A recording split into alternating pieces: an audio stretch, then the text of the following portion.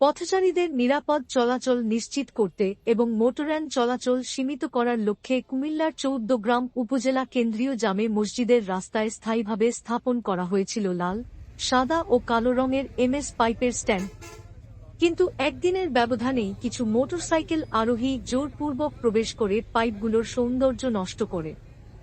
উপজেলা নির্বাহী কর্মকর্তা ইউএনও জামাল হোসেন অভিযান চালিয়ে এক বাইকারকে হাতে নাতে আটক করেন, যিনি পাইপ ভেঙে প্রবেশ করার চেষ্টা করছিলেন।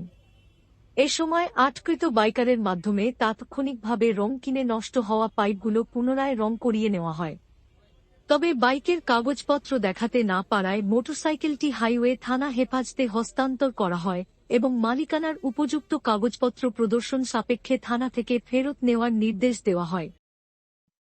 উপস্থিত জনতার উদ্দেশ্যে ইউএনও বলেন, আপনাদের নিরাপত্তার কথা ভেবেই এখানে স্থায়ীভাবে মোটরযান চলাচল সীমিত করা হয়েছে। কাজেই আপনাদেরই এগুলো রক্ষা করতে হবে। প্রয়োজনে প্রতিবাদ করতে হবে।